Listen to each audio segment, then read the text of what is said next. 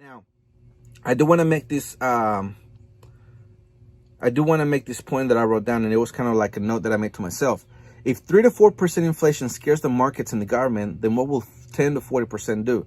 Not just for the markets and the government, but also for your pocket. All right, so what I'm going to be showing you here in just a second is a picture. And for the people who are listening to the podcast, this is what it says. Lebanon, what can you buy with 10,000 Lebanese pounds?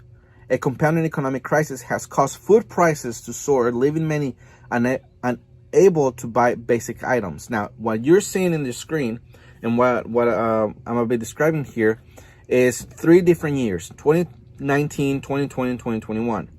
In 2019 in Lebanon, with 10,000 pounds, you could buy milk, tomatoes, oranges, apples, cucumbers, rice, and chicken.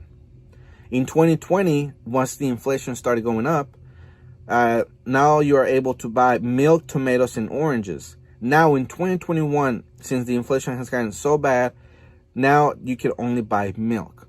All right, so the reason that I wanted to show you this is because it really paints a picture of what we're going to be seeing here in the United States. And in some cases, we're already seeing that.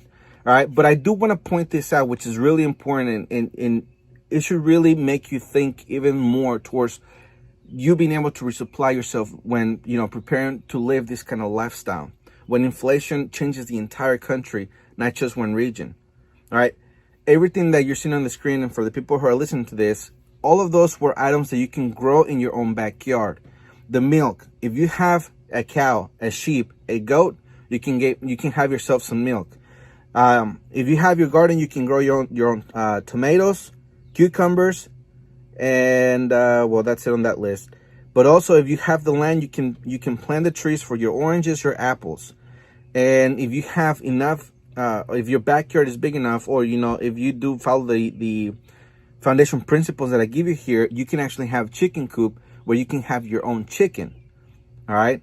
And the rice, it depends on where you live, because rice is kind of difficult to grow if you're not in the right area. And that would be your only expense. That's what I'm trying to say. So all of these can be grown in your own home if you take the steps right now. You won't have to worry so much about where your food is going to come from when you're able to produce it all yourself. And the things that you cannot, instead of making your bill a lot more bigger, it's just going to be the little things that you're going to need, because you are supplying yourself. That is the reason why I believe it's really important that you pay attention to this information now, and we look at it and we do something about it.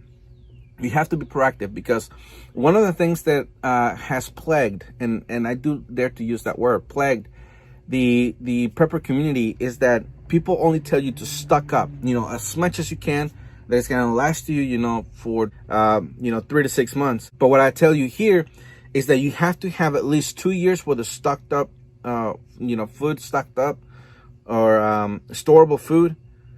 Because what you want to do is that if something like this happens where everything becomes expensive all of a sudden, you want to put seeds on the ground, right? And you want to grow your own food and start that cycle if you're not doing it already on a regular basis. Because there's several things that can happen if you don't already know how to do it, and your garden is not, there every year to where the soil already knows, or that your soil has, all the components that it needs. The seeds already know where they are, stuff like that. The reason that you want 2 years worth of food stocked up at home is because that is going to give you 2 growing cycles, depending on where you are in the country. Because if you're in Florida, you can grow fruit year round, right? No problem. But if you're in North Dakota, more than likely your growing season is a lot shorter. So you want to give yourself the opportunity to work with the weather, to work with everything that's going on around you, grow your own food. And if you have crop failure, whether it's summer or winter, you can rely on what you have stocked up. All right. That is the reason, and that is the scientific reason why you want to have at least 2 years worth of food. Ideally, you want more than that. The 2 years is just the bare minimum. And again, this breaks down into the 2 types of people, the people who have money and the people who don't. You can take the baby steps if you don't have money to reach the 2-year goal. You can do it into 3-month increments. You can do it, however it is that you can afford it. But you can also add seeds to it and make sure that everything is prepped.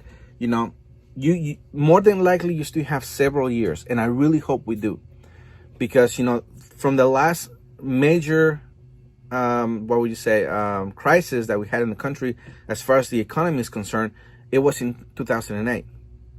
So it has been plenty of time, 12, 13 years for you to prepare. So hopefully another 12, 13 years will go by before a major, what we're trying to say that is the worst economic collapse of the American society that has ever been experienced happens. So if you still have another 13 years and you're taking those baby steps, you will have plenty of time, but you have to make sure that you're diligent. The Man-Made Survival Show.